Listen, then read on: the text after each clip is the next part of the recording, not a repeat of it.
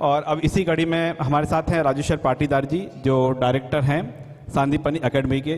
बहुत बहुत स्वागत है आपका सर। सब आज हमने तमाम जो अतिथियों से चर्चा कर रहे हैं, चाहे वो प्रभारी मंत्री हों या अन्य शिक्षाविद, सभी का एक ही सार है कि खरगोन की तस्वीर बदली है, तो उसमें सबसे अधिक योगदान रहा है वो रहा है शिक्षकों का, शिक्षण संस्थानों का। अब जब आपके सांदीपनी एकेडमी की बात चल रही है, अभी हमने देखा है कि तमाम जो नए सरकारी स्कूल खुलते जा रहे हैं, एक स्कूल खुल रहा है सांदीपनी स्कूल, और बड़े आधुनिक संसाधनों के साथ वहाँ पर बच्चों को शिक्षा दी जा रही है। आपने 2002 में ये नाम रख लिया था सांदीपनी एकेडमी। कैसे आपके मन में विचार आया कि चलो चलते हैं उज्जैन से वो नाम जहाँ पर कि श्री कृष्ण जी ने शिक्षा जिस आश्रम में ग्रहण की थी, उसी नाम से श्री कृष्ण जी की उसी शिक्षण का नाम आप अपनी एकेडमी का रखने जा रहे हैं? कैसे मन में आया विचार? जी, सांदीपन गुरु थे कृष्ण भगवान के, और सांदीपनी उनका आश्रम था। स्कूल शुरू करने का सिलसिला चल रहा था, उसी दौरान हमारा उज्जैन जाना हुआ महाकाल दर्शन करने के लिए। पहले से पता था कि सांदीपनी गुरु जी हैं, उनका आश्रम उज्जैन में है, लेकिन फिर भी इच्छा हुई कि एक बार उनके दर्शन करने आश्रम में जाना चाहिए। गए, वहीं से एक दिमाग में विचार आया कि क्यों ना हमारे स्कूल का नाम भी सांदीपनी रख लिया जाए, तो पढ़ने वाले बच्चे तो सब कृष्ण रहेंगे और नाम से ही संस्कार आ जाएंगे। तो बस उसी सोच से सांदीपनी नाम लिख लिया। यानी कहें कि आपको ये भी विचार वहीं से आया जब आप सांदीपनी आश्रम पहुंचे। पहली बार जाना हुआ था आपका सांदीपनी आश्रम उज्जैन के? जी, पहली बार जाना हुआ सांदीपनी। क्या महसूस किया था आपने कि आपका विचार आ गए कि अब जब हम शिक्षण क्षेत्र में कदम रख रहे हैं तो नाम ऐसा हो जो इसी आश्रम से मिलता जुलता हो? महसूस तो क्या, सांदीपनी नाम ऐसे रखा हुआ है जैसे हम क्या चाहते हैं, हमारे बच्चों को तो रामकृष्ण बनाना चाहते हैं ना। हम ऐसी शिक्षा देना चाहते हैं कि बच्चे अच्छे आदर्श पे चले, तो नाम ही ऐसा हमें रखना चाहिए सांदीपनी। नाम से ही ये बच्चों को महसूस होगा कि यार हम किसी स्कूल में पढ़ रहे हैं, जिस विद्यालय का नाम सांदीपनी हो, तो हमें भी रामकृष्ण जैसे बनना चाहिए। हम सांदीपनी नाम की चर्चा करें, जो सांदीपनी गुरुकुल है, जो सांदीपनी आश्रम है। एक धारणा थी कि यहाँ पर सिर्फ वेद पुराण पढ़ाए जाएंगे, लेकिन मध्य प्रदेश सरकार को भी देखा है कि स्कूल का नाम रखा है जहाँ पर वेद पुराण के जो संस्कार हैं वो भी सिखाए जाएंगे, साथ ही जो आधुनिक शिक्षा पद्धति है वो भी सिखाई जाएगी। हम आपकी एकेडमी की बात करें तो जो 2002 से संचालित है, किस तरह की शिक्षण व्यवस्था है आपके यहाँ पर, किन विषयों पर फोकस रहता है, और आपके जो संस्थान से बच्चे निकल रहे हैं उनका भविष्य क्या है? देखिए, सांदीपनी नाम रखने से वेद पुराण की बात तो ध्यान में आती है, लेकिन अगर देखा जाए तो वास्तव में वेद पुराण से ज़्यादा मॉडर्न तो कोई हो ही नहीं सकता है। आज हमने वेद पुराण को थोड़ा सा पीछे कर दिया है, भूल गए हैं और मॉडर्न एजुकेशन की तरफ जा रहे हैं। लेकिन वेद पुराण ऋषि मुनि जो हमारे थे वो असली वैज्ञानिक तो वही थे ना, तो उन्हीं के आदर्शों पे चलने के हिसाब से सांदीपनी है।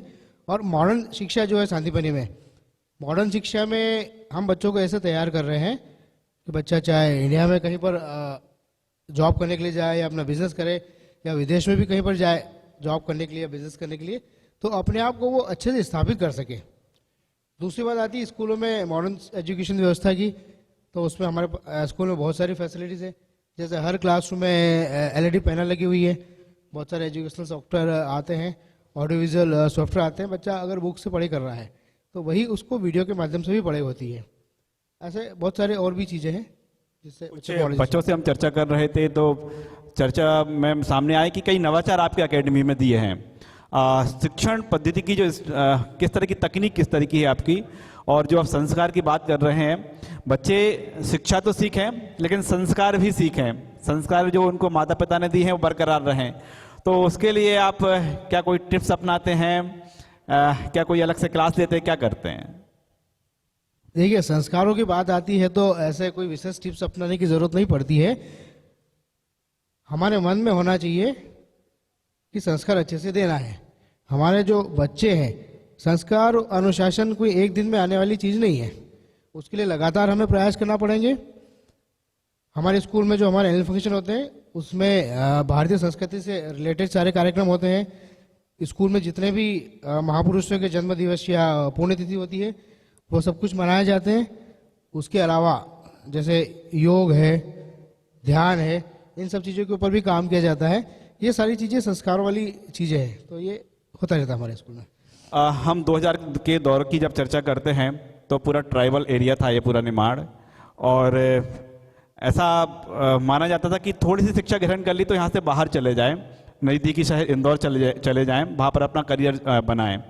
आपकी शिक्षण व्यवस्था में कदम रखने से पहले आपकी शिक्षा कहाँ से हुई, और आपके मन में विचार आया कि हम भी मिनी मुंबई की ओर रुख कर लेते हैं, क्यों मंडलेश्वर में ही एक ऐसा संस्थान शुरू करें जहाँ पर कि अभी कोई भविष्य दिखाई नहीं दे रहा, वहाँ से कोई आर्थिक आमदनी नहीं होगी। आपके मन में उस समय क्या चला था? देखिए, मैं एक दूसरी बात बताना चाहूँगा। पहले तो आपको मैं बताना चाहूँगा, मैंने अपना स्कूल का विचार मेरे दिमाग में कैसा है, मैं वहाँ से शुरू करता हूँ। मेरा एजुकेशन हुआ था मंडलेश्वर के स्कूल में, गवर्नमेंट स्कूल था, अच्छा स्कूल था। फिर मैं कॉलेज के लिए इंदौर गया था। तो जब मैं इंदौर गया था तो इंदौर बड़ा शहर है, बड़े शहर में उस वहाँ के अच्छे लोगों के बच्चे वहाँ पढ़ने के लिए आते हैं, जिनके घर का माहौल बहुत अच्छा होता है, उनकी लैंग्वेज बहुत अच्छी होती है, उनका कॉन्फिडेंस बहुत अच्छा होता है। मैं जब पढ़ने गया तो मैंने देखा था कि उन बच्चों के बीच में सर्वाइव करना मुश्किल हो रहा था, क्योंकि उनका कॉन्फिडेंस बहुत अच्छा था, उनकी लैंग्वेज अच्छी थी। कहीं ना कहीं मुझे बहुत हेजिटेशन होता था। जैसे तैसे मैंने अपने कॉलेज की पढ़ाई की, और कॉलेज की पढ़ाई करने के बाद में मैं वापस मंडलेश्वर आ गया। जब मैं कॉलेज में पढ़ने के लिए जाता था तो वहाँ के लोगों के बीच में सर्वाइव नहीं कर पाने के कारण मैं कॉलेज जाता था, थोड़ी देर रुकता था, वापस अपने रूम पे हॉस्टल में आ जाता था। तो ये वो दौर था। उसी से मेरे दिमाग में विचार आया कि क्यों ना मंडलेश्वर में कोई ऐसा शिक्षण संस्थान चालू किया जाए जहाँ से हम ऐसे बच्चों की व्यक्तित्व का निर्माण करें, जो बच्चे हिंदुस्तान के किसी भी बड़े शहर में चले जाएं या विदेशों में किसी भी बड़े शहर में कहीं भी चले जाएं, बहुत अच्छे से आप सर्वाइव कर सकें, अपने माता पिता का, अपने स्कूल का, अपने गांव का, अपने देश का नाम रोशन कर सकें। तो ये विचार से मैंने स्कूल शुरू किया था। पर जैसे आपने कहा अभी, माता पिता बच्चों को पढ़ाने के लिए बाहर भेजने की कोशिश करते हैं, खर्च भी ज़्यादा करने के लिए भेजते हैं। उस समय पर अपने निमाड़ क्षेत्र में बहुत अच्छे स्कूल नहीं थे, इसलिए उनको भेजना उनकी मजबूरी थी। लेकिन अब परिवर्तन आ गया है। अब बड़े शहरों में बहुत ज़्यादा खर्च करके बच्चों को बाहर भेजने की आवश्यकता नहीं पड़ती है। निमाड़ क्षेत्र में बहुत सारे स्कूल हैं, बच्चे अच्छे से ही पढ़ लेते हैं। तो इसे ऐसे समझ सकते हैं कि आप जब बड़े शहर में गए, जो तमाम हेजिटेशन हुई, चाहे वो लैंग्वेज प्रॉब्लम हो या अदर जो इसे सामान्य तौर पर कहा जाता है कि एटिकेट्स कह दिया जाता है, आपको असहज हो जाते थे। आपने अपने आप को डेवलप कैसे किया? कि एक तो दो तरह से डेवलपमेंट के, एक तो उनके साथ रहना है, बहुत कुछ सीखना पड़ेगा, और नई पीढ़ी इससे ना जूझे तो उसको भी सिखाना पड़ेगा। कैसे ये विचार आया आपने? कौन कौन से उसके लिए टिप्स अपनाए, कौन कौन से कदम अपनाए? मेरा सवाल इसलिए भी है कि आज भी जो बच्चे हैं या यूथ हैं या जो कॉलेज की पढ़ाई पूरी कर चुके हैं, उनके मन में भी ये कई तरह की हेजिटेशंस होती हैं। यदि हैं उनके मन में, तो वो कैसे दूर करें? देखिए, उसके लिए मैं जब इंदौर में पढ़ता था, मैंने लैंग्वेज और लैक ऑफ कॉन्फिडेंस की दिक्कत थी, तो मैंने पर्सनल डेवलपमेंट क्लासेस ज्वाइन किया था। मैंने वहाँ से मेरी लैंग्वेज थोड़ी अच्छी हुई थी, कॉन्फिडेंस भी बढ़ा था। ये डेवलपमेंट क्लासेस होती जो व्यक्तित्व का थोड़ा सा विकास करते हैं, इन क्लासेस को मैंने ज्वाइन किया था। पर मैं वापस मंडलेश्वर आया। मंडलेश्वर आने के बाद स्कूल खोला और यहाँ से बहुत अच्छे से बच्चों के व्यक्तित्व का विकास हो रहा है। हमारे बच्चे अभी 12 पास करने के बाद कॉलेज पढ़ने जाते हैं। कॉलेज के बाद में फॉरेन कंट्री में भी बहुत अच्छी जगह पर हैं, बहुत अच्छे बड़े बड़े पैकेज में हैं। जैसे देखे जाए तो मर्सिडीज़ और ऐसी बड़ी बड़ी कंपनी में हमारे बच्चे हैं। इंडिया में भी बहुत बड़ी बड़ी जगह पर बच्चे जॉब कर रहे हैं, अच्छी सैलरी मिल रही है। बहुत कुछ बच्चे ऐसे हैं जिन्होंने बहुत बड़े अच्छे बिजनेस शुरू किए हैं, शेयर स्टॉकिस्ट हो या अभी आए थे अग्रवाल साहब ने, जैसे कॉटन इंडस्ट्री में बच्चे हैं, और भी बड़ी बड़ी जगह पर अपना बिजनेस कर रहे हैं। आप क्या देखते हैं निमाड़ में शिक्षा की स्थिति कितनी बदली है, और अगले 3 से 4 साल का हम बात करें तो भविष्य क्या देख पा रहे हैं कि निमाड़ की तस्वीर अगले 3-4 साल में खासतौर पर शिक्षण क्षेत्र को लेकर कैसी होगी? निमाड़ में शिक्षा के क्षेत्र में परिवर्तन बहुत आया है। मैं इसमें यह नहीं कहना चाहूँगा केवल सांदीपनि के आने से परिवर्तन आया है। निमाड़ में बहुत सारे स्कूल हैं, उन सभी स्कूलों का सहयोग है। सीबीएसई स्कूल बहुत सारे हैं। सीबीएसई स्कूल की जो शिक्षण पद्धति है, उस शिक्षण पद्धति के कारण निमाड़ में शिक्षा में बहुत अच्छा परिवर्तन आया है, और बहुत जल्दी और अच्छा परिवर्तन आएगा। उसका रीज़न ये है कि जो हमारे पास बच्चे पढ़ के पास आउट हो गए हैं, अभी तक जो हमारे पास बच्चे पढ़ते थे उनके माता पिता या तो किसान थे या गांव में रहते थे या अगर कोई बिजनेस भी कर रहे हैं तो एक अपना बिजनेस करते थे, बच्चों पे ध्यान नहीं देते थे। लेकिन अब जो हमारे बच्चे पढ़ के स्कूल से बाहर निकल गए हैं, जिनकी जॉब लग गई है, बहुत सारे बच्चों की शादियां हो गई है, उनके जो बच्चे हमारे यहाँ पढ़ने के लिए अब आ रहे हैं, तो वो बच्चे जो है अपने हमारे स्कूल में पढ़े हुए बच्चों, जो उनके बच्चे हैं वो अच्छे से पेरेंट्स ध्यान देंगे और ध्यान देंगे तो शिक्षा में अच्छा बदलाव आएगा, बहुत जल्दी बदलाव आएगा। ये तो ही सांदीपनी एकेडमी के डायरेक्टर की बात। और इस एकेडमी के डायरेक्टर आज के यूथ से, आज के टीनेजर से क्या चाहते हैं, इस मंच के जरिए आप अपनी बात भी कह दें आज। बस मैं तो एक बात ही कहना चाहूँगा, आप जो भी बच्चे हैं कितना भी बड़ा बिजनेस कर लें, कितनी भी बड़े पैकेज की जॉब कर लें, लेकिन हमेशा मन में एक सेवा भावना रहना चाहिए।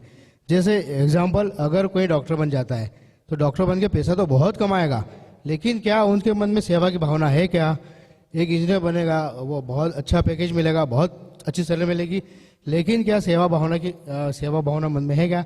ऐसा ही कोई अगर बिजनेस करता है, बहुत बड़ा बिजनेस हो गया, करोड़ों रुपए का बिजनेस अगर कर रहे हैं, लेकिन उनके मन में क्या सेवा भावना है क्या? सेवा भावना हमेशा सबके मन में रहना ही चाहिए। हम कितना भी पैसा कमा लेंगे, लेकिन बिना सेवा भावना की कुछ नहीं हो सकता।